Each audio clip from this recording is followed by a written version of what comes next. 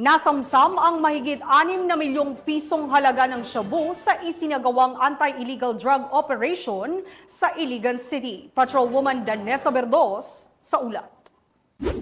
Arestado ang dalawang individual sa ikinasang joint drug buy-bust operation ng PDEA 10 Camiguin Provincial Office kasama ang PDEA Lanao del Norte Provincial Office at National Bureau of Investigation Iligan District Office at NBI Northeastern Mindanao Regional Office sa Barangay Palaw, Iligan City. Ayon kay Attorney Benjamin Gaspe, Regional Director PDEA 10, ang mga naarestong suspect na si alias Dult, 24 na taong gulang, binata at si alias Ani, 24 na taong gulang, may asawa at parehong residente ng Marawi City. So hanggang itong dalawang tao na si Abdul at si Arsami ay sila ang pinakahuling naging katransaksyon na allegedly inutosan ng Big Boss galing sa Maynila na mag-deliver ng droga.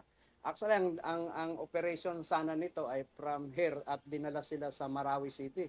At doon ang transaksyon. Nagbago na naman nung mga habang nagkakaroon ng negotiation at transaction at dinala sila sa Iligan. Narecover mula sa suspect ang 1,011.8 na gramo ng hinihinalang shabu na may tinatayang standard drug price na 6,880,240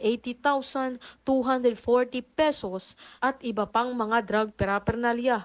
Kasi nga sobra ang higpit sa airport, no? Itinatransport na lang yon all the way from National Capital Region kasi itong nahuli ay may Chinese character. So allegedly talaga ito yung kasama itong mga droga, yung mga nasisis doon sa National Capital Region na mga voluminous na methamphetamine hydrochloride. Ang mga suspect ay nahaharap sa kasong paglabag sa RA 9165 o Comprehensive Dangerous Drugs Act of 2002. Binibigyang diin naman ng operasyong ito ang patuloy na pagsisikap ng Hilagang Mindanao at mga katuwang nito ang labanan ang mga aktibidad ng ilegal na droga at matiyak ang mas ligtas na komunidad. Mula dito sa Northern Mindanao, ako inyong Police News Network Correspondent, Patrolwoman Danessa Berdos, alagad ng batas, taga-taguyod ng Balitang Pulis.